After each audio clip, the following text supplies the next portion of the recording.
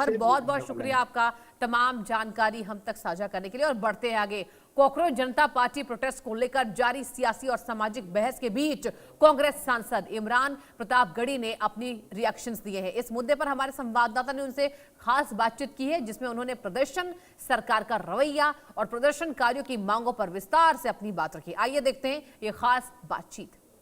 जहां एक और संसद में लगातार गतिरोध की स्थिति बनी हुई है, खास तौर पे जो छात्रों का आंदोलन हुआ जंतर मंतर पे, उस मुद्दे को लेकर कांग्रेस पार्टी लगातार आक्रामक है कांग्रेस सरकार के ऊपर। आखिर किस तरीके से जो दिल्ली पुलिस ने फोर्स का इस्तेमाल किया छात्रों के ऊपर, खासतौर पे पैलेट गन्स और अन्य लिथल वेपन्स का इस्तेमाल हुआ। तो अभी हमारे साथ बात करने के लिए मौजूद हैं कांग्रेस के वरिष्ठ नेता, राज्यसभा सांसद इमरान प्रतापगढ़ी, जो कि कांग्रेस के माइनॉरिटी डिपार्टमेंट के भी चेयरमैन हैं।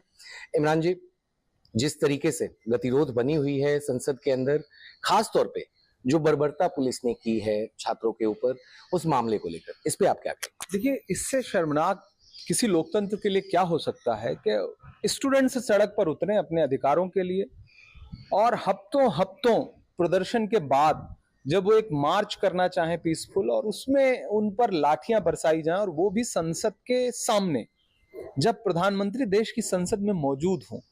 शायद किसी भी देश के लोकतंत्र के लिए, सभ्य लोकतंत्र के लिए इससे शर्मनाक कोई तस्वीर नहीं हो सकती। पैलेट गन चले, बच्चियों पर, छात्राओं पर पुलिस के मर्द पुलिस वाले जिस तरह थप्पड़ मारे, लाठियां मारे, प्राइवेट पार्ट में लाठियां घुसाने की कोशिश करें, ऐसे विजुअल देश के सामने, ये बहुत ही शर्मनाक था सब कुछ। और उसके बाद अंततोगत्वा छात्र अपनी जिद पर अड़े रहे और सरकार को झुकना पड़ा। नेता प्रतिपक्ष राहुल गांधी जी ने प्रधानमंत्री आवास का घेराव किया, गांधी स्मृति स्थल गए, लगातार प्रोटेस्ट करने वाले छात्रों को हौसला बढ़ाया, संसद में हम लोगों ने बात रखी और फाइनली सरकार को झुकना पड़ा। एजुकेशन सेक्रेटरी हटाए गए और बाद में शिक्षा मंत्री को भी इस्तीफा देना पड़ा। इससे पता चलता है कि कमी थी, खामी थी, और सरकार ने इस्तीफा दिया नहीं, छात्रों ने जबरन इस्तीफा ले लिया। यह काम अगर सरकार ने आगे बढ़कर के किया होता तो पहले, दूसरे, तीसरे, चौथे दिन के प्रोटेस्ट पे वो कर देते शायद, लेकिन उन्होंने जितना लंबा वो खींच सकते थे, जितनी जिद दिखा सकते थे, उन्होंने दिखाई। और फाइनली जब 21 बच्चों की पहले ही मौत हो चुकी थी नीट पेपर लीक के बाद, उसके बाद फिर बच्चों को मार मार के उनको लहूलुहान करना, दिल्ली की सड़कों पे उनका खून बहाना, तुझको कितनों का लहू चाहिए अर्ज़े वतन, कितनी आहों से कलेजा तेरा ठंडा होगा। आखिर देश के मुखिया को वो तस्वीरें विचलित नहीं करती कि बच्चों पे लाठी बरसे, कील नुमा डंडे हों और बच्चों के शरीर पर कीलें चुभ जाए, उनका सर फूट जाए। ये सब कुछ जब देश के सामने था तो विपक्ष का फर्ज बनता है कि वो देश की संसद में खड़े होकर के देश के गृह मंत्री से जवाब मांगे कि आइए स्टेटमेंट दीजिए, किसके कहने पर पैलेट गन चलाई गई, किसके कहने पे बच्चियों को लाठी मारी गई, आइए बताइए। गृह मंत्री जी आने को तैयार नहीं है, स्टेटमेंट देने को तैयार नहीं है, तो विपक्ष संसदीय लोकतंत्र में क्या करेगा? डिमांड करेगा कि आप आइए, उसके बाद डिबेट होगी। विपक्ष वही कर रहा है जो इस देश का युवा चाहता है, स्टूडेंट्स चाहते हैं, जो इस देश के नौजवान चाहते हैं। विपक्ष सरकार की कठपुतली नहीं है, विपक्ष की अपनी एक स्वतंत्र आवाज है और सरकार के खिलाफ है वो आवाज, और हम लगातार इस मुद्दे को उठाते रहेंगे। मगर जिस तरीके से सरकार आज एक बिल लेकर आए, अमेंडमेंट बिल 2024 के ही बिल का था, public examination unfair means amendment bill 2026, doctor Jitendra Singh ने इसे लोकसभा में इंट्रोड्यूस किया। सरकार चाहती थी चर्चा हो जाए, मगर अब लगातार सरकार जो है विपक्ष पे आरोप लगा रही है कि आप जो है अपना गोल पोस्ट बार बार बदल रहे हैं। हम चर्चा चाहते हैं मगर विपक्ष अब भाग रहा है, हर बार नई मांग लेकर आ रहा है सरकार के सामने। तो क्या लगता है कि ये जो आरोप लगाया जा रहा है सरकार की तरफ से विपक्ष के ऊपर खासतौर पे, और सबसे बड़ी चीज राहुल गांधी के ऊपर ये आरोप लगाया जा रहा है कि आपने जो कृत्य किया प्रधानमंत्री के आवास के बाहर जो आप जाके बैठे, ये आपको एज एलओपी नेता विपक्ष आपको शोभा नहीं देता। अब ये जितेंद्र सिंह जी या भाजपा थोड़ी तय करेगी कि एलओपी को क्या करना है, कहां घेरना है, किस तरह से देश के स्टूडेंट्स की आवाज उठानी है। राहुल गांधी जी ने इस देश के नौजवानों की आवाज उठाई, और नौजवान जितना पीड़ित थे उनके हक के लिए प्रधानमंत्री की चौखट पर पहुंच गए। प्रधानमंत्री इस देश का मुखिया है, मुखिया की चौखट पे नहीं जाएंगे तो कहां जाएंगे, और एलओपी नहीं जाएगा तो कौन जाएगा? बिल्कुल जाएंगे, बार बार जाएंगे, पहली चीज। दूसरी चीज, आप कह रहे हैं कि हम अपने गोल पोस्ट बदल रहे हैं। आप छात्रों को पीटने के हथियार बदल रहे हैं। आपको संवाद करना चाहिए था, आपने लाठी उठा ली।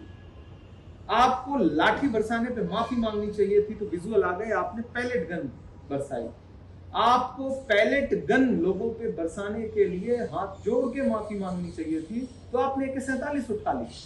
आपने बिहार में स्टूडेंट्स पे सीधे AK-47 से फायर किया है, और आप विपक्ष से कह रहे हैं कि हम गोल पोस्ट बदल रहे हैं। आप अपने हथियार बदल रहे हो बच्चों को मारने के लिए, और आप हमसे कह रहे हो कि हम गोल पोस्ट बदल रहे हैं। आप जितने क्रूर होते जाएंगे, विपक्ष उतना मजबूती के साथ बच्चों के अधिकारों के लिए सरकार का गिरेबान पकड़ने की हिम्मत दिखाएगा। हम गोल पोस्ट नहीं बदल रहे हैं, हम बच्चों की आवाज उठा रहे हैं। और आपको जवाब देने से आप भागते क्यों? गृह मंत्री जी आए, बात रखें, देश को बताएं कि पुलिस कमिश्नर ने अपनी मर्जी से लाठीचार्ज करवा दिया था, बिहार के DGP के कहने पर AK-47 चली, या सिपाही ने अपने आप चला दिया? कौन जवाब देगा? बिहार के मुख्यमंत्री बताएंगे, देश के गृह मंत्री बताएंगे, कौन बताएगा? और कौन पूछेगा? ये लोग भी पूछेंगे, विपक्ष पूछेगा। आप लोकतंत्र में चाहते क्या है? कि जो आप चाहें वो तय हो, जो आप बोल दे उसी को सच मान लिया जाए, जो आपका समर्थित मीडिया बोल दे उसी को सच मान लिया जाए? नहीं, अब चीजें बदल चुकी हैं।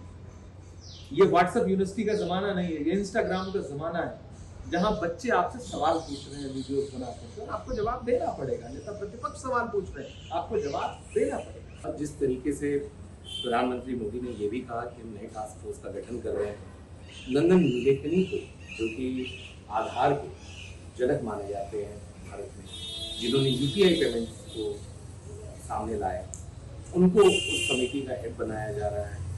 ऐसे में शशि थरूर ने, आपके पार्टी के ही बड़े वरिष्ठ नेता हैं, उन्होंने एक ओपन लेटर लिखी है उनके लिए कि आप चूंकि आए हैं, इससे पहले भी कमेटी बनी थी 2024 में, 101 रिकमेंडेशंस दिए गए थे उनको, मगर वो कोई भी लागू नहीं हुई। अब चूंकि आपके अंदर में कमेटी बनी है, तो आप कुछ ठोस कदम उठाएंगे। तो कैसे देखते हैं ये जो अनाउंसमेंट किया गया नंदन नीलेकनी के? दरअसल सरकार जो है ना, 2024 में नीट की ही समस्या थी, बहस भी हुई थी, आपको याद होगा। प्रधानमंत्री जी का भाषण भी देश को याद रखना चाहिए, वो जुमले भी याद रखने चाहिए कि नहीं अब हम फास्ट ट्रैक कोर्ट और एकदम से ऐसी सख्त कार्रवाई करेंगे कि एक भी पेपर लीक नहीं होगा। और फिर पेपर लीक हुए, बच्चों की जान गई। कोई भी कमेटी बना लीजिए प्रधानमंत्री, किसी को भी उसका हेड बना लीजिए, क्या उन 21 बच्चों को वापस लाया जा सकता है? क्या उन 21 परिवारों के आंसू पहुंचे जा सकते हैं? क्या बच्चों के शरीर पर जंतर मंतर से लेकर के बिहार तक पड़ी हुई लाठियां वापस आ सकती? क्या बच्चों के कानों से AK-47 की गोलियों की आवाज आप निकाल सकते हैं? नहीं। अब आप भविष्य में क्या करेंगे उस पर विपक्ष आपको जवाबदेही तय करता रहेगा, लेकिन आपने जो कर दिया है इसकी जवाबदेही आपको लेनी पड़ेगी। और तो आप गृह मंत्री जी से कहिए तो सदन में आए और स्टेटमेंट में, संसद चल रही है, आखिर संसद में आप क्यों नहीं आए? इससे बड़ी घटना क्या होगी जब आप देश की संसद में आके जवाब देंगे, स्टेटमेंट देंगे? पूर्व में सरकारें देती रही है, उदाहरण प्रस्तुत करिए, आइए बताइए गुनहगार कौन है, उन पुलिस वालों की जवाबदेही तय करिए जिन्होंने बिना आपके आदेश पे गोली चलाई हो, बिना आपके आदेश पे पहले दिन चलाया हो। सवाल वहीं घूम फिर के आ जाएगा। आप कितना भी लब्बुल, आप कितना भी घोषणाएं कर लीजिए, आपकी नीयत, आपकी मंशा और आपका अतीत जब स्वस्थ नहीं है तो सवाल लगातार खड़े होते रहेंगे। आपने एजुकेशन सेक्रेटरी हटा करके पंचायती विभाग से जिनको ला करके यहाँ पे सेक्रेटरी बनाया, उन पे खीरा सब्सिडी चुराने का आरोप रहा है। तो कौन भरोसा करेगा? इस देश का छात्र आप पे भरोसा करे तो कैसे करे? इंस्टाग्राम की रील से भरोसा थोड़ी कर लेगा वो, आपको तो करके दिखाना पड़ेगा। और इसी के साथ वक्त एक छोटे से ब्रेक का, कहीं मत जाइए, आप देखते रहिए इंडिया न्यूज।